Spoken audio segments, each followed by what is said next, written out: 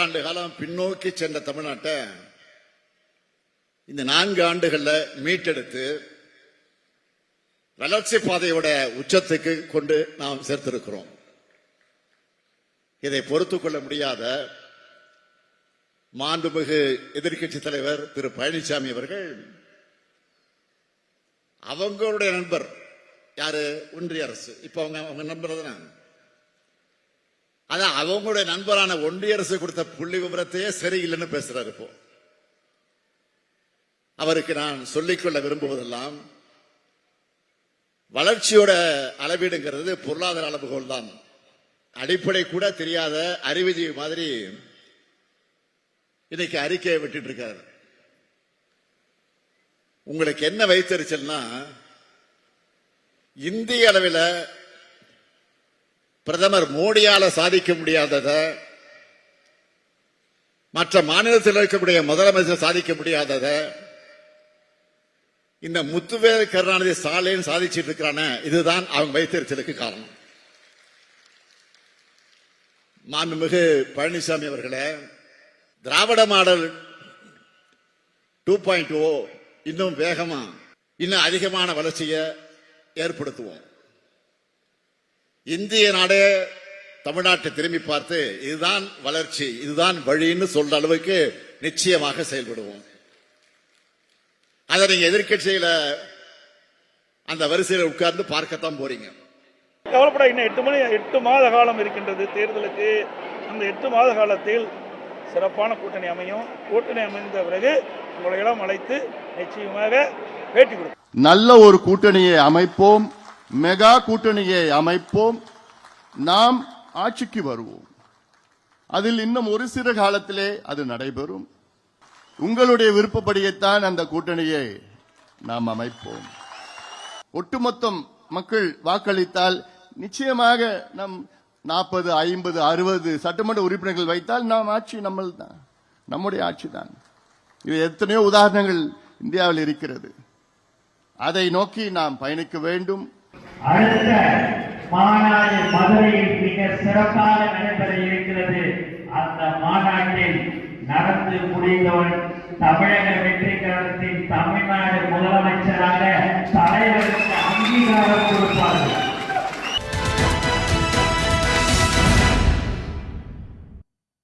வணக்கம். இது கேள்விக்களம். இரட்டை இலக்க வளர்ச்சியோடு வளர்ச்சி பாதையில் தமிழ்நாடு வேறு நடை போடுகிறது என்று சொல்லக்கூடிய முதலமைச்சர் மு.க. ஸ்டாலின் இந்திய நாடே திரும்பி பார்க்கக்கூடிய வகையில் திராவிட மாடல் 2.0 ஆட்சி இருக்கும் என நம்பிக்கை தெரிவிக்கிறார். மற்றொரு புறம் அதிமுக தனிப்பெரும்பான்மையோடு ஆட்சி அமைக்கும், இன்னும் 8 மாதங்களில் ஒரு பெரிய கூட்டணியை கட்டமைப்போம் என்கின்ற நம்பிக்கையை சொல்கிறார் எடப்பாடி பழனிசாமி. பாமக மெகா கூட்டணி அமைத்து ஆட்சி அமைக்கும் என்று மற்றொரு புறம் பொதுக்குழு கூட்டத்தில் அன்புமணி நம்பிக்கை விதையை விதைக்கிறார்.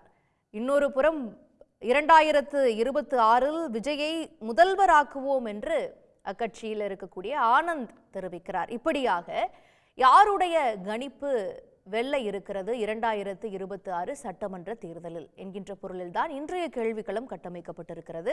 நம்மோடு இணைந்திருக்கக்கூடிய விருந்தினர்களை வரவேற்போம். அரங்கத்தில் அரசியல் விமர்சகர் பொன் வில்சன் இணைந்திருக்கிறார், அவரை வரவேற்கிறேன். பத்திரிகையாளர் இந்திரகுமார் தேரடி அவர்களையும் வரவேற்கிறேன்.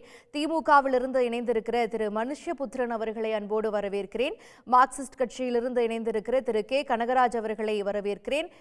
அதோடு வழக்கறிஞர் சேலம் மணிகண்டன் அவர்களையும் அன்போடு வரவேற்கிறேன். முதல்ல திரு மனுஷ்யபுத்திரன் அவர்களிடமிருந்து போலான்னு நினைக்கிறேன்.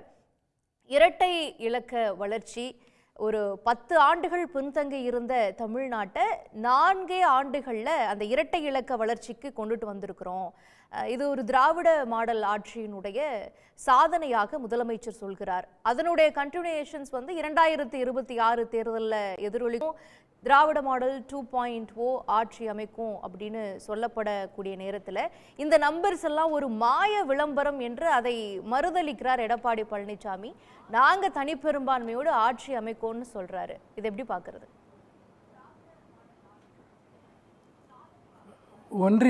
ஒன்றிய அரசினுடைய இணையமைச்சரால் நாடாளுமன்றத்தில் அளிக்கப்பட்ட தமிழ்நாடு வளர்ச்சி குறித்த புள்ளி விவரத்தை மாயை என்று எடப்பாடி பழனிசாமி சொல்கிறார் என்றால், ஒன்று அவர் ஒன்றிய அரசு பொய் சொல்கிறது என்று சொல்கிறார் என்று அர்த்தம். ஒன்றிய அரசு இந்த நாட்டு மக்களை ஏமாற்றுகிறது என்று அவர் சொல்கிறார் என்றுதான் அதற்கு பொருள். அப்படி என்றால் இதற்கு பதில் சொல்ல வேண்டியது ஒன்றிய அரசை ஒழிய நாங்கள் அல்ல. மாண்புமிகு முதலமைச்சர் அவர்கள் தமிழ்நாடு வளர்ச்சி குறித்து சொல்லியிருக்கக்கூடிய கருத்து என்பது அது ஒன்றிய அரசு சொன்ன புள்ளி விவரங்களை வழிமொழிந்து அவர் கூறியிருக்கிறார். இந்த 4.5 ஆண்டுகால ஆட்சியில் இரட்டை இலக்க வளர்ச்சி என்ற அந்த இலக்கை, இதற்கு முன்னால் தலைவர் கலைஞர் அவர்களுடைய ஆட்சியில்தான் தமிழ்நாடு இரட்டை இலக்க வளர்ச்சியை அடைந்தது. அதற்கு பிறகு தமிழ்நாட்டினுடைய வளர்ச்சி என்பது படுபாதாளத்திற்கு அதிமுகவினுடைய 10 ஆண்டு கால ஆட்சியில் சென்றது என்பதற்கு ஆண்டுதோறும் வெளியிடப்பட்ட புள்ளி விவரங்களே சாட்சி. மீண்டும் இந்த இரட்டை இலக்க லட்சியத்தை அடைந்திருக்கிறோம். $1 டிரில்லியன் பொருளாதாரம் என்ற இலக்கை வெகு விரைவில் எட்டப்போகிறோம் என்பதை மாண்புமிகு முதலமைச்சர் அவர்கள் உறுதியாக கூறுகிறார். அப்படி இருக்கிற போது இன்னொன்று என்ன சொல்கிறார் எடப்பாடி பழனிசாமி என்றால், இதற்கு முன்பு 9.6% என்றார்கள், இப்போது 11.9% என்கிறார்கள். இதெல்லாம் மாறுபடக்கூடியது என்கிறார்.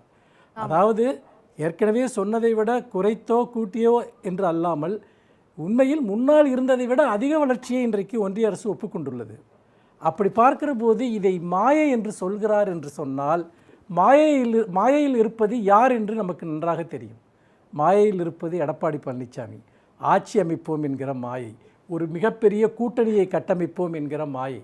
இதே மாயைத்தான் அவர் கடந்த நாடாளுமன்ற தேர்தலின் போதும் பரப்பினார், கடந்த சட்டமன்ற தேர்தலின் போதும் பரப்பினார்.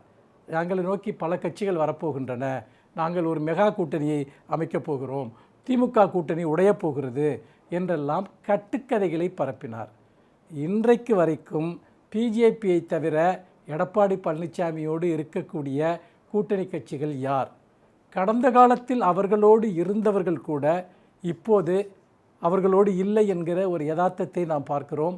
அப்படி இருக்கிற போது தோல்வி பயத்தில் அல்லது கையறு நிலையில் தனக்குத்தானே நம்பிக்கை ஊட்டிக் கொள்வதற்கு, அதிமுக தொண்டர்களுக்கு கூட அல்ல, தனக்குத்தானே தைரியம் ஊட்டிக் கொள்வதற்காக அவர் இதுபோன்ற உண்மைக்கு புறம்பான கற்பனையான கட்டுக்கதைகளை தொடர்ந்து ஒவ்வொரு கூட்டத்திலும் பரப்பி கொண்டிருக்கிறார்.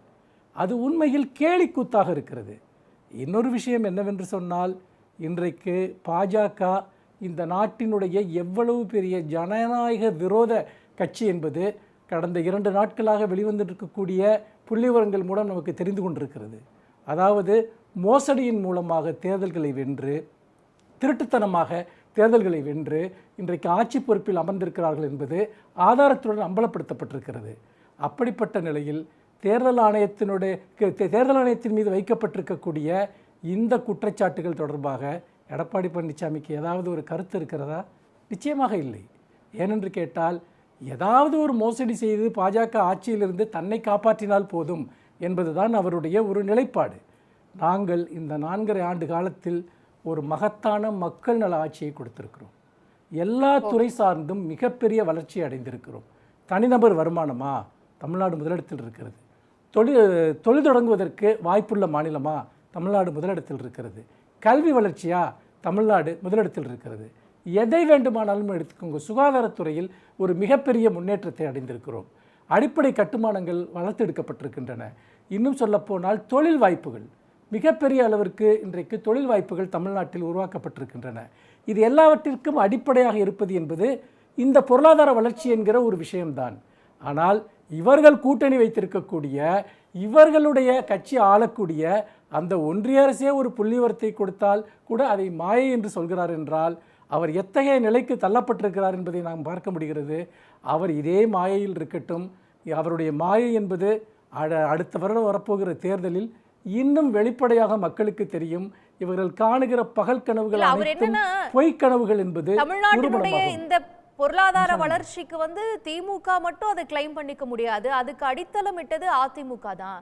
அப்புறம் நீங்க 2030க்குள்ள $1 டிரில்லியன் எக்கானமியை தமிழ்நாடு உருவாக்கும் அப்படின்னா அதுக்கு 14% வளர்ச்சி வேணும். அதையெல்லாம் இப்ப இருக்கிற நம்பர்ஸ் வச்சு கொண்டுட்டு வர முடியாது. இந்த நம்பர்ஸ் சேஞ்சபிள் தான். வாழ்க்கை தரத்துல, மக்களுடைய வாழ்க்கை தரத்துல என்ன மாறுபாடு அப்படின்லாம் கேட்கிறார். அதாவது மக்களுடைய வாழ்க்கை தரத்தில் என்ன மாறுபாடு வந்திருக்கிறது என்பது மக்களை சந்திக்கிற தலைவர்களுக்கு தெரியும், மக்களை சந்திக்கிற கட்சிகளுக்கு தெரியும், எங்களுக்கு அது தெரியும். ஆனால் எடப்பாடி பழனிசாமி கண்ணை மூடிக்கொண்டு விட்டால் உலகம் இருந்து விடாது. இல்லை, அவர் முதல்ல அதிமுகவை மீட்கட்டும், பாஜகவிடமிருந்து அதிமுகவை மீட்கட்டும், அல்லது தன்னுடைய கட்சிகளில் இருக்கக்கூடிய உள் முரண்பாடுகளிலிருந்து அவர் தன்னுடைய கட்சியை முதலில் மீட்கட்டும். என்ன லட்சணத்தில் இவர் ஆட்சியில் இருந்தபோது தமிழ்நாட்டை எப்படி மீட்டாரா அல்லது ஒன்றிய அரசிடம் அடகு வைத்தாரா என்பது அனைவருக்கும் தெரியும். அவர் சொல்கிற இந்த விஷயம் இருக்கு இல்லையா, அதாவது கலைஞர் ஆட்சி காலத்தில் இரட்டை இலக்க வளர்ச்சியை அடைந்த தமிழ்நாடு படிப்படியாக அந்த வளர்ச்சியிலிருந்து எப்படி சரிந்தது, இவர்கள் அடித்தளமிட்டிருந்தால் எப்படி அந்த வளர்ச்சி சாத்தியம், இவர்கள் ஒன்றுமே இல்லாத இடத்தில் இந்த அடித்தளத்தை போட்டிருந்தால் நான் பாராட்டுவேன். ஆனால் இரட்டை இலக்க வளர்ச்சியை ஏற்கனவே நாங்கள் கலைஞருடைய ஆட்சி காலத்தில் சாதித்திருக்கிறோம். அதற்கு பிறகு தொடர் வீழ்ச்சி, அந்த தொடர் வீழ்ச்சிக்கு பிறகு இப்பொழுது இந்த 4.5 ஆண்டு காலத்தில் மீண்டும் அந்த பழைய ஒரு நிலையை நாங்கள் இவர்களுடைய ஆட்சி காலத்திற்கு முந்தைய நிலையை கடந்து ஒரு பெரிய வெற்றியை பெற்றிருக்கிறோம் என்று சொன்னால் இதற்கு திராவிட முன்னேற்றக் கழகம், திராவிட மாடல் அரசு, மாண்புமிகு தமிழக முதலமைச்சர் தான் காரணம். ஆனால் இவர்கள் தமிழ்நாட்டை அழிவுப்பாதைக்கு கொண்டு போய் விட்டுவிட்டு இப்பொழுது இந்த வளர்ச்சிக்கு நாங்கள் தான் காரணம் என்று கூறுவது வெட்கக்கேடானது என்பதில் எந்த சந்தேகமும் இல்லை. ஓகே, திரு மணிகண்டன், இப்படி தமிழ்நாடு வளர்ச்சி அடைந்திருக்கிறதுனா அதை ஒரு தமிழராக, தமிழ்நாட்டை ஆண்ட ஒரு முதலமைச்சராக பெருமைப்படணுமா இல்லையா எடப்பாடி பழனிசாமி அவர்கள்? ஒன்றிய அரசினுடைய தரவுகளையே சிறுமைப்படுத்துறாரு. அவங்களுடைய நண்பரான ஒன்றிய அரசு தான் இந்த டேட்டாவை கொடுத்துருக்குறாங்க, அதை அவர் அக்செப்ட் பண்ணிக்கலாங்கிற ஒரு கேள்வியை முதலமைச்சர் வைக்கிறாரு.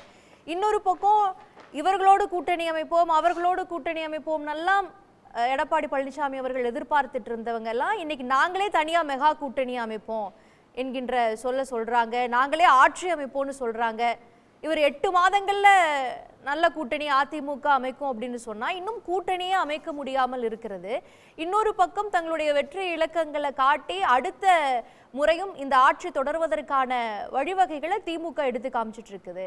இது ஒரு ஆற்றாமையின் வெளிப்பாடாகத்தான் எடப்பாடி இப்படி பேசியிருக்கிறாரோ அப்படிங்கிற ஒரு கேள்வி எழுப்புதில்ல? சன் நியூஸ் நேயர்களுக்கு வணக்கம்மா. அதாவது இதை பற்றி ஏற்கனவே உங்கள் சன் நியூஸில் ஒரு முறை நான் பேசியிருந்தேன், இருந்தாலும் சுருக்கமாக சொல்லிடுறேன். கடல் சார்ந்த ஒரு பிரதேசம் அப்படிங்கிறது பார்த்தீங்கன்னா நிச்சயமாக அதோடைய வளர்ச்சி குறியீடு அப்படிங்கிறது ரொம்ப அபரிதமாக இருக்குங்கிறது உலகம் முழுவதும் உள்ள நியதி. தென் மாநிலங்கள் எல்லாமே பார்த்தீங்க அப்படின்னா ஒரு கடல் சார்ந்த மாநிலங்களாக இருக்கிறதுனால மற்ற நீங்கள் சொல்கிற வட மாநிலங்களை காட்டிலும் வளர்ச்சி குறியீடு அதிகம்.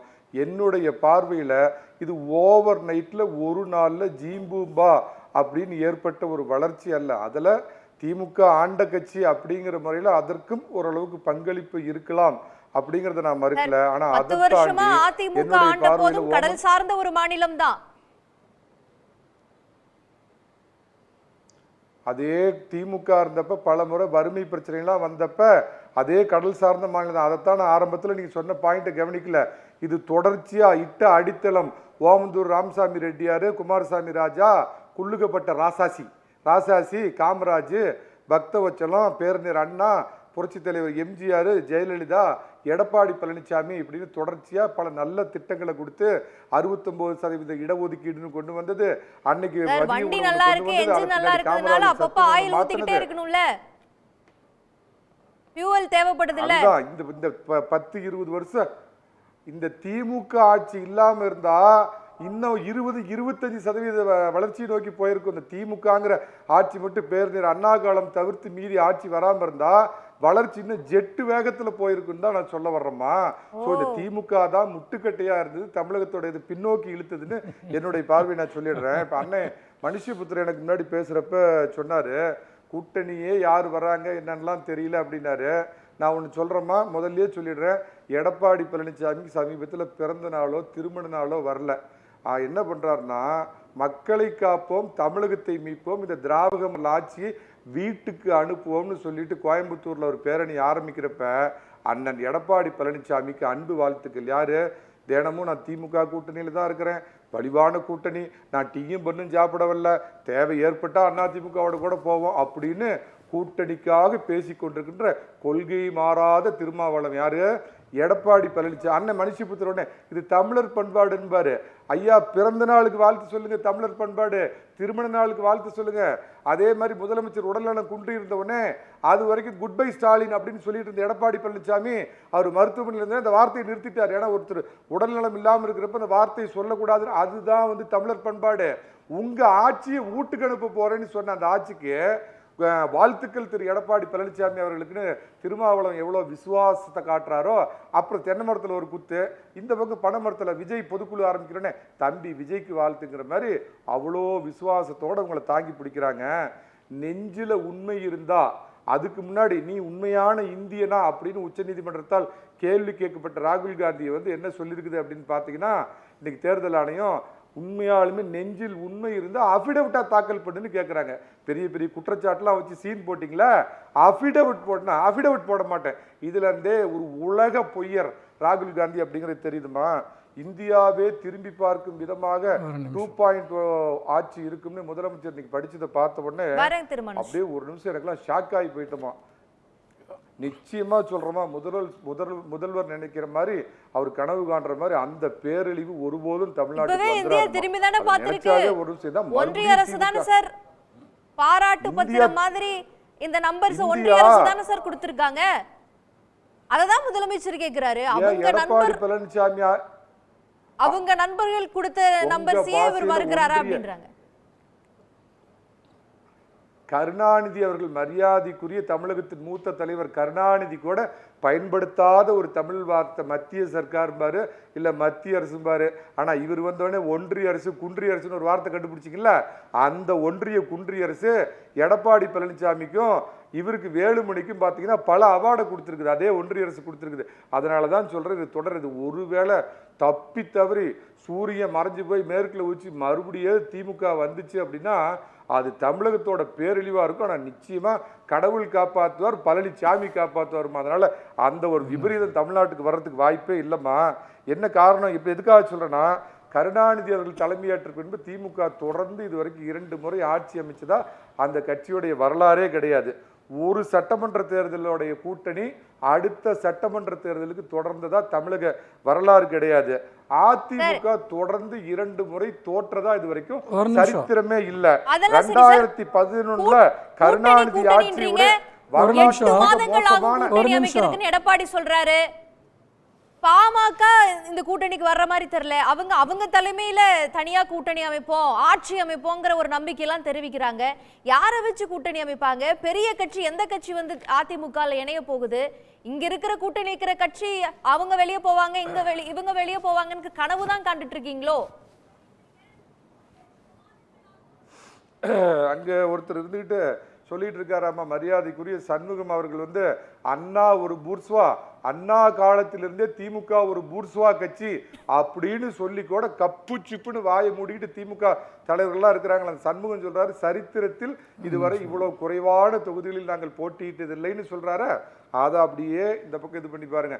வெறும் டீயும் பன்னும் சாப்பிடுறதுக்கு நாங்க சொல்லிட்டு இருக்கிறாரு. விஜய்க்கு ஒரு வாழ்த்து சொல். ஒரே ஒரு நிமிஷம் சொல்லுங்க மனுஷ். இல்லை, ரொம்ப சுருக்கமாக ஒரு விஷயம். அதாவது அவருக்கு வரலாறு தெரியவில்லை என்றால் வரலாறை படித்து தெரிந்து கொள்ளட்டும்.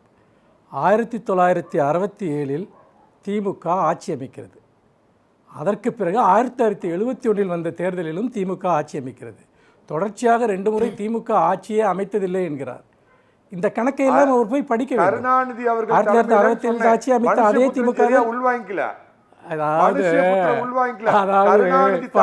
நரம்பில்லாத நாக்கு. அதாவது சேலம் மணிகண்டனுடைய ஒரு நிமிஷம் கருணாநிதி அவர்கள் தலைவரானதுக்கு முன்னாடி இந்த திமுக தொடர்ந்து 2 முறை ஆட்சி அமைச்சது. ஒரு நிமிஷம் இருங்க, ஒரு நிமிஷம் அமைதியா இருங்க. அதாவது உங்களுடைய அறியாமையை சுட்டி காட்டின உடனே நீங்க என்ன சொன்னீங்க? திமுக 2 முறை ஆட்சி அமைத்ததா வரலாறு இல்லைன்னு சொன்னீங்க. நான் சொல்றேன் திமுக 2 முறை ஆட்சி அமைத்தது. தொடக்கத்திலேயே 2 தடவை ஆட்சி அமைச்சது. உங்க பொய்யே உங்க பொய் சார். திமுக தான் சார் அதிமுக ஜெயிச்சதுங்கிறதா இல்லை ஜெயலலிதா ஜெயிச்சாங்கன்னு பார்ப்பீங்களா, எம்ஜிஆர் ஜெயிச்சாருன்னு பார்ப்பீங்களா? கட்சி எங்களுக்கு கட்சி இயக்கம் தான் முக்கியம். உங்களுக்கு கட்சிங்கிறது முக்கியமே கிடையாது. அதனால தான் கொண்டு போய் பாஜக அடகு வச்சிருக்கீங்க.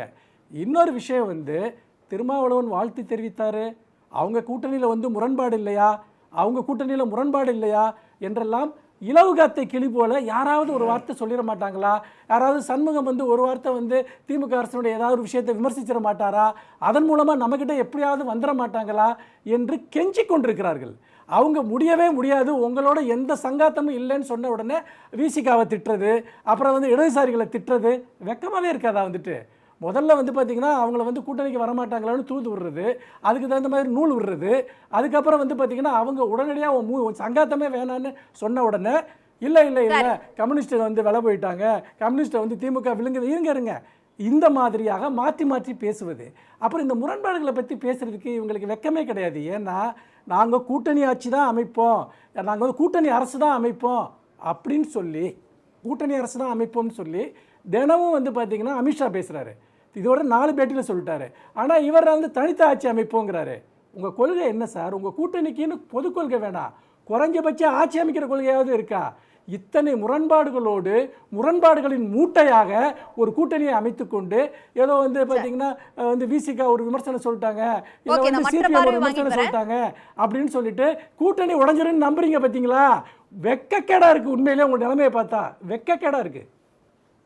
ஓகே, திரு கனகராஜ், நீங்க எப்படி பார்க்கறீங்க இந்த இரட்டை இலக்க வளர்ச்சி அப்படிங்கறதை அடுத்த தேர்தலையும் திமுகவை வெற்றி பெற வைக்கும் என்கின்ற நம்பிக்கையை முதலமைச்சர் வைத்திருக்க, இதெல்லாம் ஒரு மாய விளம்பரம் தான், மக்களுடைய வாழ்க்கையில அது ரெஃப்ளெக்ட் ஆகலைங்கிறத எடப்பாடி அவர்கள் சொல்றாரு. 8 மாதங்களில் நாங்கள் ஒரு பெரிய கூட்டணி அமைக்க போறோம் அப்படிங்கிறது, ஆட்சி அமைக்க போறோங்கிறது அவருடைய நம்பிக்கையா இருக்குது. இன்னொரு பக்கம் பாமக சொல்லும் பொழுது 1.25 விழுக்காடு தான் நாட்டிலேயே திமுகவுக்கான வாக்கு சதவீதம். நம்ம தமிழ்நாட்டில் 7% வச்சிருக்கிறோம், 60 சீட் வாங்கினா கூட நாங்கள் ஆட்சி அமைச்சிட முடியும் அப்படிங்கிற அமைக்கலாம்ங்கிற நம்பிக்கையை பாஜக பாணியில் அவர் எதிரொலிக்கிறத பார்க்குறோம். நாங்களும் ஒரு மெகா கூட்டணி அமைப்போம், ஆட்சி அமைப்போம் இப்படிங்கிற ஆஸ்பிரேஷன்லாம் இருக்குது. திமுக கூட்டணிக்குள்ள அதிருப்தி இருக்கு அப்படிங்கிறத தொடர்ந்து எடப்பாடி அவர்கள் சொல்லிட்டு வராரு. இதெல்லாம் எப்படி புரிஞ்சுக்கிறது? திமுக கூட்டணி இப்போ நீங்கள் சொல்கிறீங்க பார்த்தீங்களா, ஒரே ஒரு விஷயந்தான், நாங்கள் எங்களுக்கு சரின்னு படுறத எங்களால் விமர்சிக்க முடியும், திமுக அதை சரியாக இருந்தால் எடுத்துக்கிறது, சரியில்லைன்னா அது பதில் சொல்லுது. எங்கே எடப்பாடி பழனிசாமியை பேர் சொல்லுங்கள் பார்ப்போம். தமிழ்நாட்டில் 6.5 லட்சம் பீகார் ஓட்டர்கள் இருக்கலாம் அப்படின்னு தேர்தல் ஆணையத்தை அடியாள வச்சு ஒன்றிய அரசாங்கம் சொல்லுது. ஒன்றிய அரசாங்கத்தை பற்றி கூட பேச வேண்டாங்க, தேர்தல் ஆணையத்தை பற்றி இப்போ வர திரு எடப்பாடி பழனிசாமி அவர்கள் வாய் திறந்திருக்கிறாரா? நீங்கள் இன்றைக்கி மேற்கு மண்டலம், குறிப்பாக திருப்பூர் உள்ளிட்ட பகுதிகள் மிக கடுமையாக இந்த டாரிஃப் உயர்வுனால் பாதிக்கப்படும் என்கிற ஒரு அச்சம் இருக்குது.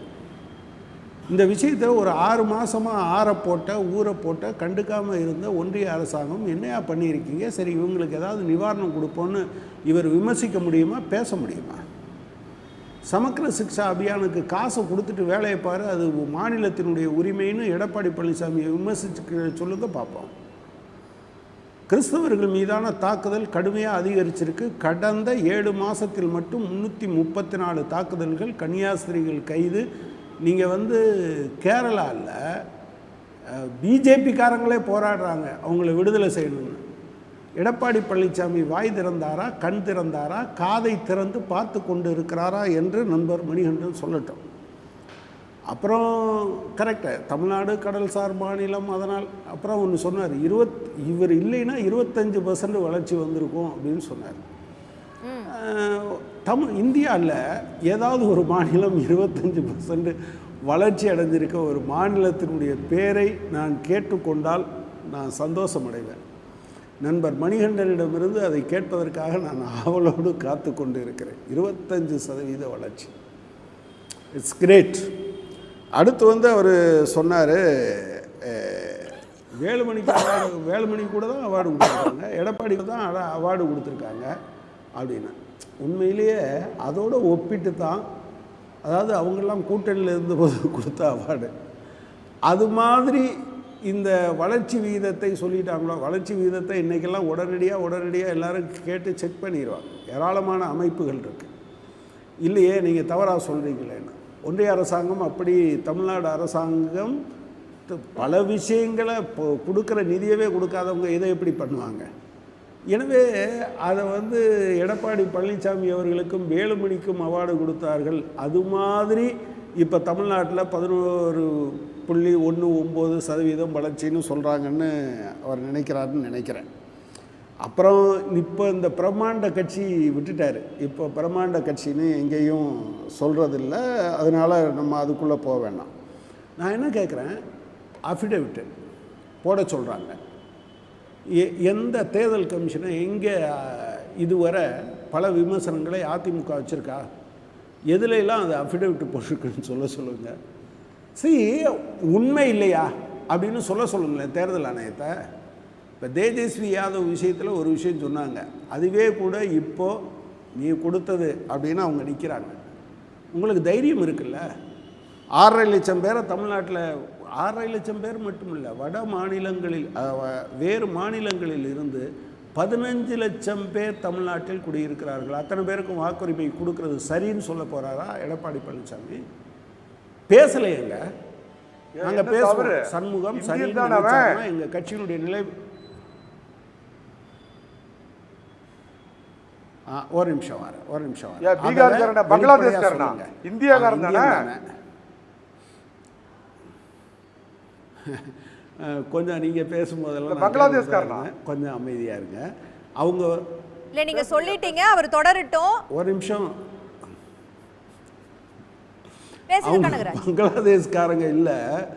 ஆனால் நம்முடைய மக்கள் பிரதிநிதித்துவ சட்டமும் நம்ம சட்டமும் என்ன சொல்லுதுன்னா, கனகராஜ் நினச்சி கேரளாவில் போய் நான் குடியிருக்கேன் அல்லது கர்நாடகாவில் குடியிருக்கேன் எனக்கு ஓட்டு போடுன்னு கேட்குறது என்பது வேறு. பீகாரில் இருந்து தமிழ்நாட்டுக்கு பிழைப்பு தேடி ஒருத்தர் வருகிறார், வேலை தேடி வருகிறார். ஒருவேளை இந்த வேலை செட் ஆகலைன்னா ஒரு 2 மாதம் கழித்து அவர் இன்னொரு மாநிலத்துக்கு போவார். ஆனால் தனக்கு வாக்களிப்பது என்று அவர் முடிவு செய்வார். இதுவரை தேர்தல் ஆணையம் என்ன செய்யலைன்னா, இவங்களை இந்த ஊரில் சேர்த்துக்கங்க அந்த ஊரில் சேர்த்துக்கங்கன்னு தேர்தல் ஆணையம் சொல்கிறதுக்கு அதிகாரம் இருக்கா? அவர் இந்தியர் தானேன்னு கேட்டார். எனக்கு அதில் எந்த விதமான சந்தேகமும் இல்லை. இந்தியர் தானே, இது பாஜக சொல்லுது, தேர்தல் ஆணையம் சொல்லுது. விகே பாண்டியன் இந்தியர் தானே. ஒரு சிஎம் செக்ரட்டரியாக இருந்தபோது தமிழன் ஆளலாமான்னு கேட்டபோது இந்த கோபம் வந்திருந்ததுன்னு வச்சுக்கோங்க. உண்மையில் அது பாராட்டுக்குரிய கோபம் என்று நான் நினச்சிருப்பேன். ஆனால் அப்பவும் வரலையே. அப்பவும் தமிழன் இந்தியன் இல்லையா அப்படின்னு கேட்கலையே. கீழடி இந்தியாவில் இல்லையான்னு கேட்கலையே. சமக்கிர சிக்ஷா அபியான் கொடுக்கறதுக்கு இந்தியாவில் இருக்க மாநிலம் தானே தமிழ்நாடு, ஏன் சொல்ல மாட்டேன்றீங்கன்னு நீங்கள் கேட்கலையே. இல்லைன்னா சமக்கிர சிக்ஷா அபியானுக்கு அவங்க சொல்கிற கண்டிஷனை எல்லாம் ஏற்றுக்கணும் அப்படின்னு கூட உங்கள் விமர்சனத்தை வைக்கலையே. நான் அதை தான் சொல்கிறேன். சண்முகம் தன்னுடைய கட்சியினுடைய நிலைப்பாடு இது என்று அவர் பேசுவார், அவர் விமர்சிப்பார். முதலமைச்சர் தேவைன்னா அதுக்கு பதில் சொல்லுவாங்க திமுக, இல்லைன்னா அதை ஏற்றுக்கொண்டு செயல்படுத்துவாங்க. இதில் நீங்கள் எங்கே இருக்கீங்கன்னு சொல்லுங்கள். பாஜக சம்மந்தமாக இதில் எல்லாம் உங்களுக்கு விமர்சனம் இருக்கா? ஆதரிக்கிறீங்களா இல்லையா? அதன் மீது உங்களுக்கு கருத்து இருக்கா இல்லையா? நீங்கள் சொல்லுங்கள். இதை சொல்கிறதுக்கு உங்களால் முடியாது சார். அதனால தான் நீங்கள் என்ன சொல்கிறீங்கன்னா, அந்த கூட்டணியில் குழப்பம், இந்த கூட்டணியில் குழப்பம். வீடுன்னு இருந்தாலும் சச்சரவு இருக்கும், ஒரே கட்சிக்குள்ளேயே சச்சரவு இருக்கும். இது கூட்டணி கட்சி. அந்த ஒரு நோக்கம் பாஜகவை தோற்கடிக்க வேண்டும். அது தேசத்துக்கு பெருங்கேடு, பேரிடர். இந்தியாவை இப்படி புதைகுழியில் கொண்டு போய் தள்ளி இருக்காங்க. எந்த அளவுக்குலாம் அவங்க போய் சொன்னாங்கன்னு தெரியும். அதாவது ஒரு நிமிஷம் ஸ்ரீ ரவிசங்கர் மாதிரியான ஆன்மீகத்தின் பேரில் பிஸ்னஸ் நடத்திட்டு இருக்கவங்களே என்ன சொன்னாங்கன்னா, மனசுக்கு எதமாக இருக்குது, மோடி வந்துட்டாருன்னா ஒரு டாலருடைய மதிப்பு 40 ரூபாயாக மாறிடும், ரூபாய் மதிப்பு உயர்ந்துடணும். 87 ரூபா, வரலாறு காணாத அடி. சரியா? அப்படிப்பட்ட ஒருத்தர், நீங்கள் அந்த கட்சிக்குள்ளேயே கூட ஒருத்தர் பேசியிருக்காரு, சத்யபால் மாலிக்கை இப்படி டீல் பண்ணது தப்பு அப்படின்னு. நீங்கள் பேசவே முடியாத சார் பாஜகவை பற்றி. நீங்கள் இன்னொரு கூட்டணி கட்சியை பற்றி பேசுகிறதுக்கு, கூட்டணியை பற்றி பேசுகிறதுக்கு எந்த தைரியத்தோடு பேசுகிறீங்கன்னு எனக்கு ஆச்சரியமாக இருக்குது. It's very sad. அதனால் நீங்கள் என்ன பண்ணுங்க, இன்னொரு பிரம்மாண்டமான கட்சி ஏதாவது வருதான்னு தேடிக்கிட்டே இருங்க, அதை சொல்லுங்கள், பார்க்கலாம். திரு வில்சன், எல்லாருமே எங்கள் தலைமையில் ஒரு பெரிய கூட்டணி அமைக்கப்படும், நாங்கள் தான் 2026 ஆட்சி அமைப்போம் அப்படின்னு சொல்கிறாங்க. ஒரு பக்கம் விஜய்க்காக திரு ஆனந்த் அவர்கள் சொல்கிறாரு, இன்னைக்கு அன்புமணி அவர்கள் சொல்லியிருக்கிறாரு, ஒரு 7% தமிழ்நாட்டில் வாக்கு இருக்குது அப்படிங்கிறதுக்காக நம்ம என்ன ஆட்சி அமைக்க முடியாதா, முடியும் அப்படின்ற ஒரு நம்பிக்கை அவர் சொல்கிறாரு. ஒரு வெற்றிகரமான ஆட்சியை நடத்தி இருக்கிறோம், இது 2.0 தொடரும்னு முதலமைச்சர் சொல்கிறாரு. 8 மாசத்துல மெகா கூட்டணி அமைப்போன்னு எடப்பாடி சொல்றாரு. இல்லை, எனக்கு ஒரு நிமிஷம் சந்தேகம் வந்துருச்சு. 2026 மறுபடியும் நாடாளுமன்ற தேர்தல் தான் வருது போல, நம்ம மோடியை பற்றி ராகுலை பற்றி பேசணும் போல அப்படின்னு நான் நினச்சேன். அப்புறம் தான் தெளிவாக இருக்குது. ஏன்னா நடைபெற போவது சட்டமன்ற தேர்தல்.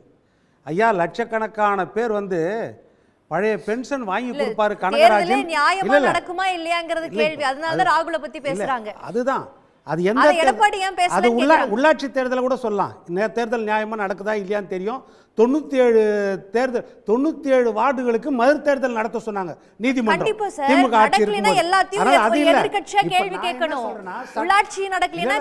சட்டமன்ற தேர்தலுக்கு நாடாளுமன்ற தேர்தலுக்கு கேட்கணும். பழைய பென்ஷன் கேட்க வேணாம்ன்றீங்க. கேளுங்க. அததான் கேக்குறேன். எடப்பாடி அவர்கள் ராகுல் காந்தி அவர்கள் வச்சு நான் சொல்றது எனக்கு கொஞ்சம் டைம் கொடுங்க. நீங்க அவங்க பேசும்போது பேசாம இருந்தீங்க.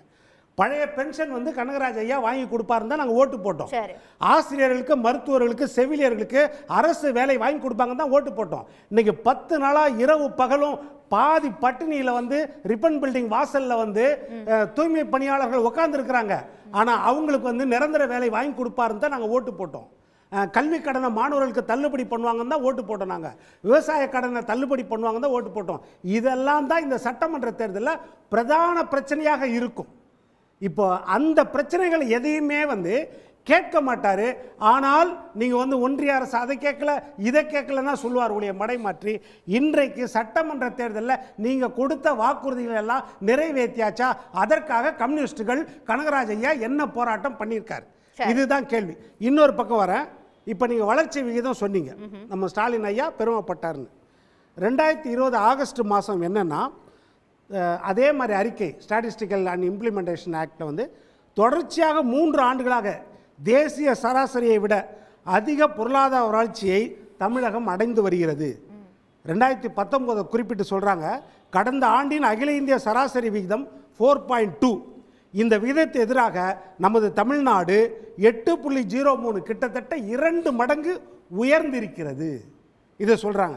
சொல்லிட்டு மொத்த உள்நாட்டு உற்பத்தியின் மதிப்பை பொறுத்தவரை மாநில தரவரிசை பட்டியலில் மகாராஷ்டிராவுக்கு அடுத்த இடத்தில் தமிழ்நாடு இருக்கிறது 2020. 2019 தமிழ்நாடு 2019-20 முதல் இடத்திற்கு சென்றது. ஆனால் மகாராஷ்டிராவின் தரவுகள் கிடைக்காததால முதல் இடம் என்று அந்த நேரத்தில் கணிக்கப்பட்டது அப்படின்றது. இது தெளிவாக வந்து என்னன்னா, அதுக்காக தான் சொல்கிறேன், இது ஏற்ற இறக்கங்கள் மாறி மாறி வரும். அந்த பொருளாதார புள்ளி விவரம் இருக்குது, அது வந்து என்னன்னா களத்தில் வந்து அதை வந்து பிரதிபலிக்காது. அது இம்பேக்ட் வந்து களத்தில் பிரதிபலிக்காது. ஏற்றத்தாழ்வுகள் இருக்கும், ஒரு பக்கம் இருக்கும். இன்றைக்கி உங்களுக்கு 50,000 ரூபா மாத சம்பளம் இருக்கும், எனக்கு 10,000 ரூபா மாத சம்பளம் இருக்கும். நம்மளுடைய தனிநபர் வருமானம் பார்த்தா 30,000, ரெண்டும் சேர்த்து 60,000. தனிநபர் வருமானம் 30,000, ஆனால் எனக்கு 10,000 தான். இந்த ஏற்றத்தாழ்வுகள் இருக்கும், இது இயற்கை. அதனால இந்த ஏற்றத்தாழ்வுகளுக்காக சொல்ல அடுத்த புள்ளிவர சொல்றேன். இப்ப 2024-25 எக்கனாமிக், அதாவது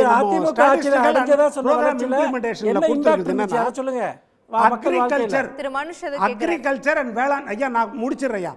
அக்ரிகல்ச்சர் அண்ட் வேளாண் செக்டார்ஸ்ல சார் நீங்க வந்து களத்துல எதிரொலிக்கல. தமிழ்நாட்டை பொறுத்த வரைக்கும் களத்துல எப்படி இருக்குதுன்னு சொல்லுங்க. ஐயா நான் பேசி முடிச்ச பிறகு சொல்லுங்க சார். சும்மா எதையோ படிக்காதீங்க, முடிச்சறேன். கொஞ்சம் இருங்க, நான் சொல்லி முடிச்சறேன். சொல்லிட்டு போங்க. ஒரு கிளாரிஃபிகேஷன் தான் கேக்குறேன். அதிமுக ஆட்சி காலத்துல நடந்த வளர்ச்சி களத்துல எப்படி தேடும்பாலும் ஓடிச்சா தமிழ்நாட்டுல? இல்லையே, தேடும்பாலும் ஓடிச்சா. அத அவர் பெருமை தேடிக்கல. மறுபடியும் சொல்றேன், அத வச்சு அவர் பெருமை தேடிக்கல. தொழிற்சாலைகளை வந்து கொண்டு வந்தீங்க. இது வந்து கணக்கீடு, அவ்வளவுதான். இப்போ நான் இன்னொன்னு கேக்குறேன், இருங்க நான் சொல்லி முடிச்சிடுறேன். இப்போ அதிமுக ஆட்சி காலத்துல தொழிற்சாலைகள் என்னன்னு சொல்லுங்க. இந்த மாதிரி பேசுனா நீங்க குறுக்க பேச முடியும்? யார் பேசினாலும் குறுக்க பேசலாம். இது கேள்வி பதில் கிடையாது. அவர் பேசுறது ஏதாவது நான் சொன்னா, அதாவது வெக்கக்கேடு 300 தடவை சொன்னாரு. ஏதாவது பேசணுமா? நீங்க ஏதாவது மறிச்சீங்களா? சரி விடுங்க. அப்புறம் திருமணிஷ் அவர் பதில் சொல்லிரட்டும், அப்புறம் நான் உங்களுக்கு வரேன். அதாவது அக்ரிகல்ச்சர் அலைடு ப்ராடக்ட்ஸ் அதுல தமிழ்நாடு வந்து மைனஸ்ல இருக்குது 0.09. அதாவது திட்ட அமலாக்கத்துறை அறிக்கையில் இருக்குது. அதே மாதிரி பயிர்கள் வளர்ச்சி விகிதத்தில் -5.93. சரி, 3 ஸ்டேஜஸ், ரியல் எஸ்டேட், அப்புறம் கம்யூனிகேஷன், சர்வீஸ் செக்டார். இதுல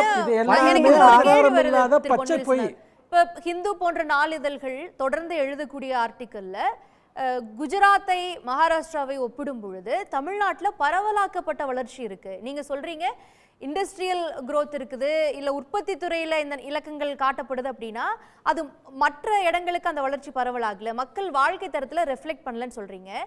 ஆனா நலத்திட்டங்கள் இது போன்ற பல்வேறு செயல்பாடுகள்னால இது பரவலாக்கப்பட்ட வளர்ச்சியில தமிழ்நாடு முதலிடத்துல இருக்குது அப்படிங்கிற ஒரு தரவுகளையும் சொல்றாங்கல்ல, அதை மறுக்க முடியுமா? இல்ல, நலத்திட்டங்கள் வந்து அது வந்து ப்ராப்பர் வளர்ச்சியா இல்லை ஒரு குறிப்பிட்ட காலம் மட்டும் கொடுக்கறதா, இதெல்லாம் நிறைய இருக்குது. அதாவது எப்படின்னா நிலையா இந்த மாதிரி கொடுக்கணுமா நலத்திட்டங்கள், அது வந்து இன்ஃப்ளேஷனா இல்லைன்னா வளர்ச்சி விகிதமா வீக்கமா? சரி, ஓகே. இது ஒரு கட்டத்தில் வந்து இறங்குமுகமாக வாய்ப்பு இருக்குது. அதே நேரத்தில் தொழில்துறையில், கட்டுமானத்துறையில், வேளாண் துறையில், நெசவு துறையில், ஜவுளித்துறையில், மீனவர் துறையில் இதிலெல்லாம் நிலையான வளர்ச்சி இருக்கணும். அதாவது first stage, second stage, third ஸ்டேஜ்னு இருக்குது.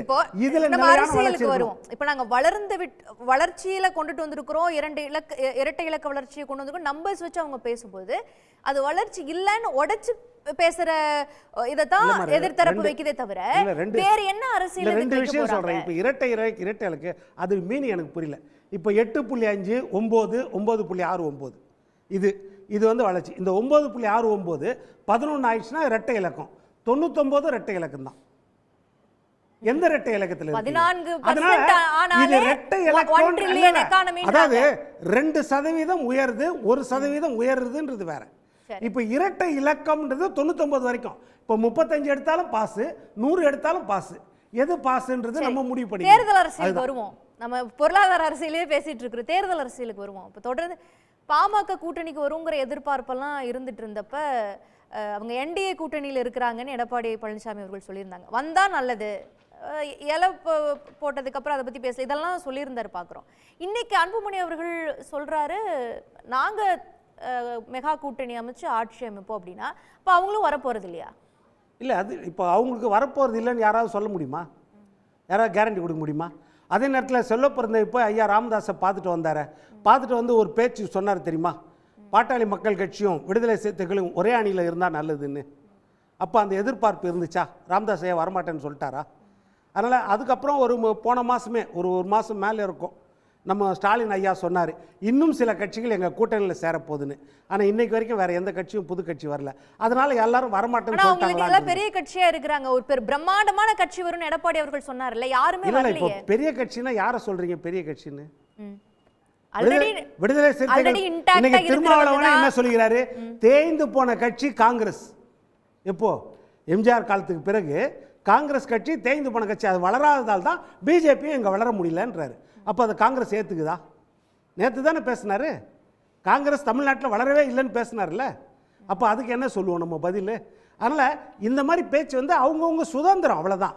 தேர்தல் நேரத்தில் தான் வந்து கூட்டணிகள் ஸ்திரமடையுதா நிலை பெறுகிறதா எல்லாம் தேர்தல் நேரத்தில் தெரியும். மற்றபடி இந்த நேரத்தில் வந்து அவங்கவுங்க கட்சி வளர்ச்சிக்கு அவங்கவுங்க பேசிட்டு தான் இருப்பாங்க. அதை நம்ம பெருசாக எடுத்துக்க முடியாது. இது வந்து தொண்டர்களை உற்சாகப்படுத்துறதுக்கு தான், அவ்வளோதான், தொண்டர்களை உற்சாகப்படுத்துறதுக்கு தான். ஆனால் திமுக கூட்டணியில் வந்து இப்போ ஒரு கூட்டணி இறுதி வடிவம் உறுதி வடிவம் பெற்ற ஒரு கூட்டணி 2019 இருக்குது. அப்போ அந்த ஒரு அட்வான்டேஜா நீங்க கருதலையா? இல்லை, அது பெரிய அட்வான்டேஜ்ன்றதே, கூட்டணின்றது ஒரு ஆடட் அட்வான்டேஜ் தான். ஜனநாயக நாட்டில் கூட்டணினா எந்த செயல்பாடுமே செய்யாம வெறும் கூட்டணியை மட்டும் நம்ம பேசிக்கலாம், அப்படி கிடையாது. கூட்டணி ஒரு ஆடர். நிறைய காலத்துல வந்து கூட்டணியே தோல்வி அடைஞ்சிருக்குது. நிறைய காலத்துல தனியா நிற்கும் போதே, பெரிய பிரம்மாண்ட கட்சி கூட்டணியில் இல்லாத போதே வெற்றி பெற்றிருக்காங்க. அது இரண்டு கட்சிகளும் மாறி மாறி பண்ணியிருக்கலாம், இல்லைன்னு சொல்ல வரல. ஆனால் என்னன்னா கூட்டணின்றது அதிமுக சைடில் வந்து ரெண்டு கட்சி தான் இப்போ பிரதான கட்சிகள் சேர்ந்து இருக்கிறாங்க. மற்றவர்களெல்லாம் எதிர்பார்ப்பு இருக்கிறது. அது எப்போ அது சேரும்ன்றது இன்னும் நேரம் இருக்குது, இன்னும் 6 மாசம் 8 மாசம் இருக்குது. அதனால எல்லாரும் சுதந்திரமா பேசுறாங்க, தவறு கிடையாது. இந்திரகுமார், உங்களுடைய பார்வை என்ன? இப்போ வந்து இந்த வளர்ச்சி இலக்கங்கள் எல்லாம் வந்து அது ஓட்டா மாறாது, அது களத்துல ரெஃப்ளெக்ட் ஆகாதுங்கிற பார்வையை வைக்கிறாங்க. அப்புறம் ஒவ்வொரு பக்கமும் நாங்கள் ஒரு மெகா கூட்டணி அமைச்சு ஆட்சி அமைப்போம், இன்னைக்கு 4 பக்கம் இருந்து ஒரு குரல் வரதை பார்க்குறோம். ஒரு 4 முனை போட்டி தமிழ்நாட்டு களத்தில் வருமா? அன்புமணி அவர்களுக்கு ஒரு ஆஸ்பிரேஷன் இருக்குது, தங்களுடைய தலைமையில் ஒரு கூட்டணி அமைக்க முடியும் நம்புறாரா? அதுக்கான களம் இருக்குதா? எப்படி பார்க்குறது? முதல்ல 2 கோணங்கள் இருக்குது. ஒன்று, தமிழ்நாடு முதலமைச்சர் கோருகின்ற தமிழ்நாட்டினுடைய பொருளாதார வளர்ச்சி, இரண்டாவது அரசியல் கணக்கு. முதல்ல இந்த பொருளாதார வளர்ச்சியை பொறுத்தளவில் எனக்கு முன்னால் பேசிய கவிஞர் மனுஷபுத்திரன் அவர்கள் சொன்னது போல ரொம்ப முக்கியமான ஒரு கேள்வி எழுப்பியிருந்தார். அன்றாட நடப்புகளை தாண்டி இந்தியா என்கின்ற இந்த ஜனநாயக நாட்டில் ஜனநாயகம் படுகின்ற பாடு பற்றி எடப்பாடி பழனிசாமி அவர்களுக்கு ஏதாவது அக்கறை இருக்கிறதா? தோழர் கனகராஜ் அவர்களும் அதே கேள்வியை தான் முன்வைத்தார். இந்த நாட்டில் இப்போது தேர்தல் ஆணையம் குறித்து ஒரு மிகப்பெரிய ஒரு பகிரங்கமான குற்றச்சாட்டு ஒன்று வெளியிடப்பட்டிருக்கிறது. அது குறித்து அவருடைய கவலை என்ன, அக்கறை என்ன? அதை பற்றி எந்த கவலையும் இல்லை. மாறாக நான் தமிழ்நாட்டை பற்றி மட்டும்தான் பேசுவேன், ஏனென்றால் நான் ஒரு தமிழ்நாட்டு அரசியல்வாதி, மற்ற விஷயங்கள் இது வந்து கழுவுற மீனில் நழுவுற மீனாக தப்பிக்கிற கதை. தமிழ்நாடு முதலமைச்சர் முன்வைக்கின்ற பொருளாதார வளர்ச்சி கூறுகள் அத்தனையும் தரவுகளின் அடிப்படையில், ஆதாரங்களின் அடிப்படையில் தான் முன்வைக்கப்படுகிறது. தொடர்ந்து 2-3 வாரங்களாக வந்து கொண்டிருக்கிற செய்தி. முதல்ல 2 வாரங்களுக்கு முன்னால் வந்த செய்தி என்ன அப்படின்னா, தமிழ்நாட்டினுடைய தனிநபர் வருமானம் என்பது இந்தியாவினுடைய சராசரியாக இருக்கக்கூடிய 1.14 லட்சத்தை விட அதிகமாக தமிழ்நாடு வந்து 1.97 லட்சமாக பதிவு செய்திருக்கிறது தனிநபர் வருமானத்தை. இந்த தனிநபர் வருமானத்தில் தமிழ்நாட்டை மாவட்ட அளவில் கணக்கிட்டோம் அப்படின்னா, மாநில அளவில் நம்ம ஒரு திட்டக்குழு வைத்திருக்கிறோம். இந்தியாவில் வேற எந்த மாநிலமும் நமக்கென்று திட்டக்குழு வைத்துக் கொள்ளலாமா கூடாதா என்று யோசித்துக் கொண்டிருந்த நேரத்தில் 1969-70களிலேயே தமிழ்நாட்டினுடைய முதலமைச்சராக இருந்த கலைஞர் தமிழ்நாட்டுக்கென்று ஒரு மாநில திட்டக்குழு ஒன்றை உருவாக்கினார். இன்றைக்கும் அந்த திட்டக்குழு செயல்படுகிறது. அவங்களுடைய பட்டியலில் ஒவ்வொரு மாவட்டமாக தனிநபர் வருமானத்தை கணக்கிட்டு இப்போ கடைநிலையில் இருக்கக்கூடிய மாநிலம் எது, மாவட்டம் எது அப்படின்னு பார்க்கும் பொழுது திருவாரூருக்கென்று ஸ்பெஷலான, அதாவது கூடுதல் முக்கியத்துவம் வாய்ந்த திட்டங்களை அறிவிப்பதற்கான முயற்சிகளை எடுக்கிறார்கள். கடந்த வாரம் தமிழ்நாடு மாநில திட்டக்குழுவினுடைய துணைத் தலைவராக இருக்கிற ஜெயரஞ்சன் அவர்கள் அது குறித்த திட்ட அறிக்கை ஒன்றையும் வெளியிட்டிருக்கிறார். அப்போ தமிழ்நாட்டினுடைய ஃபோக்கஸ் என்பது எந்த அளவுக்கு நூக்கன் கார்னரா போய் அதை பார்க்க முடியுமோ அந்த அளவுக்கு பார்க்கிறது. இது வெறுமன தமிழ்நாட்டினுடைய கிளைமாக மட்டும்தான் இருக்கிறதா என்றால் இல்லை. தமிழ்நாடு பற்றி India the challenge of contrasted regional dynamics என்ற ஒரு புத்தகம் கிறிஸ்டோபர் ஜெஃபர்லே அவர்கள் அதில் பல்வேறு முக்கியமான விஷயங்களை சுட்டிக்காட்டி இருக்கிறார். தமிழ்நாட்டினுடைய ட்ரெஜெக்டரி, குஜராத்தினுடைய ட்ரெஜெக்டரி, பீகாரினுடைய ட்ரெஜெக்டரி என்று 3 முக்கியமான மாநிலங்களை பற்றி அந்த கட்டுரையில் ஆய்வு செய்யப்பட்டிருக்கிறது. இதில் முன்னேறிய மாநிலங்களுக்கு அடையாளமாக 2 தமிழ்நாடு, குஜராத், பின்தங்கிய மாநிலங்களுக்கு அடையாளமாக பீகார். இதுதான் அந்த ஆய்வினுடைய அடிப்படை. அதில் குஜராத்தை பற்றி சொல்லும் பொழுது ரொம்ப முக்கியமான ஒரு விஷயத்தை அவர் சுட்டிக்காட்டுகிறார். Gujarat highly capital intensive infrastructure based industrialisation, மிக அதிக அளவில் மூலதன முதலீடு செய்து மிகப்பெரிய இன்ஃப்ராஸ்ட்ரக்சர், மிகப்பெரிய கட்டமைப்புகளை வைத்து இண்டஸ்ட்ரியலைஸ் செய்கின்ற மாநிலமாக குஜராத் இருக்கிறது. அதே நேரத்தில் தமிழ்நாடு எப்படி இருக்கிறது என்றால் human resources based development combining industrialisation and service economy, சேவை பொருளாதாரம் மற்றும் தொழில்துறை வளங்கள் இரண்டையும் மனிதவள குறியீடுகளோடு இணைத்து செயல்படுத்துகின்ற மாநிலமாக தமிழ்நாடு இருக்கிறது. இதுதான் 2க்கும் ஒப்பீடு. அப்போ இந்த ஹியூஜ் கேபிட்டல் இன்வெஸ்ட்மெண்ட் அடிப்படையில் பீகார் குஜராத் செயல்படுகிறதே, அதற்கு காரணம் என்ன, அதையும் விளக்கப்பட்டிருக்கிறது. Gujarat's ability to attract large scale capital investment has been bolstered by favorable policies from the union government and targeted initiatives such as Gift City that position the state as a hub for high value financial and industrial activities. Gift City மாதிரியாக இங்கே மட்டும்தான் நீங்கள் தங்கத்தை உள்ளே கொண்டு வர முடியும், இந்தியாவில் வேற எங்கேயும் உள்ளே கொண்டு வர முடியாது, இங்கே மட்டும்தான் நீங்கள் வைர வியாபாரம் பண்ண முடியும், இங்கே மட்டும்தான் நீங்கள் அந்த வியாபாரம் பண்ண முடியும், வேற ஏதாவது கடை திறக்கிறீங்களா நீங்கள் தமிழ்நாட்டுக்கு போகாதீங்க, நாங்கள் யூனியன் கவர்மெண்ட்லேருந்து ஃபண்டு வாங்கி தரோன்னு குஜராத் இந்தியா முழுவதும் போகக்கூடிய பல்வேறு நிறுவனங்களை குஜராத்தின் பக்கம் இழுக்கிற வேலையைத்தான் செய்து கொண்டிருக்கிறது. அப்படித்தான் அது வளர்ச்சி சாத்தியப்பட்டதை தவிர தனிப்பட்ட முறையில் இன்றைக்கு தமிழ்நாட்டிற்கு இப்படி ஏதாவது ஒரு இன்சென்டிவை ஒன்றிய அரசு கொடுத்திருக்கிறதா? முறையாக வழங்க வேண்டிய எந்த நிதி ஆதாரத்தையும் நமக்கு தரவில்லை. ஜிஎஸ்டியினுடைய நிலுவைத் தொகையா நாம் போராடி பெற வேண்டி இருக்கிறது, பள்ளிக்கல்வித்துறைக்கு வர வேண்டிய நிதியா போராடி பெற வேண்டி இருக்கிறது, பேரிடர் மேலாண்மை நிதியா போராடி பெற வேண்டி இருக்கிறது. இவ்வளவு நெருக்கடிகளுக்கு மத்தியில் தமிழ்நாடு இந்த வளர்ச்சியை பதிவு செய்திருக்கிறது என்பதில் இருக்கக்கூடிய அரசியலை புரியாதவர்கள் தான் இது களத்தில் எதிரொலிக்காது என்று சொல்லுபவர்கள். ஒன்றிய அரசு கல்விக்கு நிதி கொடுக்காம போறதுக்கும் கீழே பள்ளிக்கூடத்தில் நாம செய்ய வேண்டிய இன்ஃப்ராஸ்ட்ரக்சரை செய்யாம போறதுக்கும் இடையில எந்த விதமான எடப்பாடி அவர்கள் பேசுனது அரசியல புரியாம பேசுறாரா இல்ல ஆற்றாமையில பேசுறாரா? எடப்பாடி அவர்களுக்கு தமிழ்நாட்டு அரசியலே தெரியாமல் பேசிக் கொண்டிருக்கிறார். புரியாமலும் இல்லை, ஆற்றாமையும் இல்லை. அவருக்கு என்ன பேசுவது என்றே தெரியாது. பொருளாதார குறியீடுகளை பற்றி அவருக்கு தெரியாது, ஜனநாயக விழுமியங்களை பற்றி அவருக்கு தெரியாது. அரசியலமைப்பு என்னைக்காவது ஒரு நாள் அரசியலமைப்பு சட்ட விழுமியங்கள் அப்படின்னு ஒரு 10 நிமிஷம் எடப்பாடி பழனிசாமி ஏதாவது ஒரு பொதுக்கூட்டத்தில் பேசியிருப்பாரா? பிரியாம்பிளை பத்தி, பிரியாம்பிள் அப்படின்ற வார்த்தையாவது அல்லது அரசியலமைப்பு சட்டத்தின் முகப்புரை, இந்த நாட்டில் வந்து ஜஸ்டிஸ், லிபர்ட்டி, ஈக்குவலிட்டி, ஃப்ராட்டர்னிட்டி இந்த வார்த்தைகளுக்கெல்லாம் அர்த்தம் என்ன, அதுக்கு பிஜேபி எந்த அளவுக்கு எதிராக இருக்கு, ஒன்றிய அரசினுடைய திட்டங்கள் எந்த அளவுக்கு எதிராக இருக்கு, நான் அதுக்கு எந்த அளவுக்கு ஆதரவாக இருக்கேன்னா அவர் பேசியிருக்கிறாரா? அவருக்கு பேச தெரியாது, அவருக்கு அந்த அரசியலே கிடையாது. அவர் ஒரு அதிமுகவினுடைய மாவட்ட செயலாளர். எப்படியோ இந்த ஒரு காற்றடித்த வேகத்தில் அவர் இந்த இடத்துல வந்து உட்கார்ந்து இருக்கிறார். எப்படி நடத்துவது என்று தெரியாமல் நடத்தி கொண்டிருக்கிறார். அந்த கட்சி அவர் நடத்துகின்ற விதத்தை பாருங்க. அதிமுகவாகட்டும் திமுகவாகட்டும் இரண்டுமே கள அளவில் இருக்கக்கூடிய தளபதிகளை கொண்டு வளர்ந்த இயக்கங்கள். இந்த இரண்டு கட்சிகளுடைய அடிப்படை ஆதாரம் 30% வாக்கு வங்கி. இந்த கட்சிகளுடைய வாக்கு வங்கின்னு சொல்லப்படுவது எப்படி வருகிறது அப்படின்னா, மாவட்டம், மாநகரம், ஒன்றியம், நகரம், பேரூர், ஊராட்சி, கிளை அப்படின்னு ஆயிரக்கணக்கான கட்சி கிளைகளை வைத்து அதிலிருந்து தன்னுடைய வாக்கு வங்கியை அடிப்படை ஆதாரமாக வைத்திருக்கக்கூடிய கட்சிகள். இந்த கட்சிகளுடைய இயங்கியிலே இந்த தளபதிகளின் அடிப்படையில் தான் இயங்கும். இந்த மாவட்ட செயலாளருக்கு கீழே போனீங்கன்னா அந்த மாவட்ட செயலாளர் அங்க இருக்கக்கூடிய 10 பகுதி செயலாளருக்கு கட்டுப்பட்டவர். அந்த பகுதி செயலாளர் யாருக்கு அப்படின்னா கீழே இருக்கக்கூடிய 20 கிளை செயலாளர்களுக்கு கட்டுப்பட்டவர். இப்படி தனக்கு மேல இருக்கக்கூடிய தளபதிகளின் மீதான விசுவாசமும் அவர்களுடைய மக்கள் பணிகளும் தான் சென்று சேரும் மக்கள் மத்தியில. இதுல ஏடிஎம்கே என்ற கட்சியில முக்கியமான தலைகர்த்தர் செல்லூர் ராஜு. அந்த செல்லூர் ராஜுன்ற நபரை கார்ல ஏறுறதுக்கு போறாரு. கேமரா இருக்கு, அத்தனை பேர் நிக்கிறாங்க. ஏறாங்க உங்க வண்டியில வாங்க. இப்போ உள்ள என்ன வச்சிருக்கீங்க?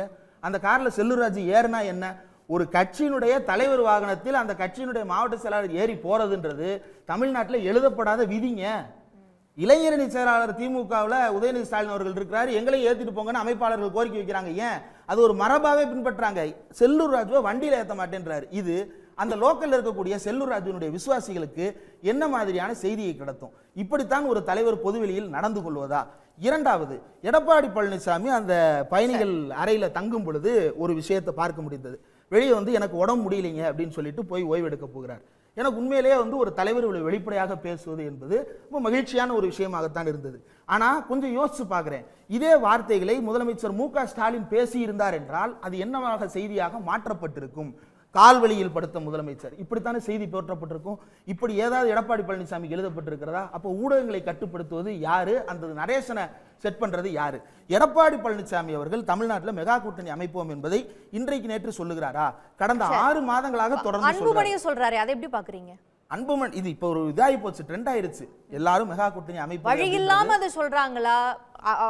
கட்சி கூட்டணி அமைக்கிறதுக்கு ஒரு வலுவான கட்சி இல்லாம சொல்றாங்களா, இல்ல அவங்களே அமைக்க முடியும் நம்பிக்கையில சொல்றாங்களா? இல்ல, பாமகவை பொறுத்த வரைக்கும் பாமக அப்படின்றதுடைய தலைமை 2 டிவைடாகி இருக்கிறது. கட்சியினுடைய கேடர்ஸ் அப்படின்றவங்க அன்புமணியின் பக்கம் அலைனாகி இருக்கிறாங்க.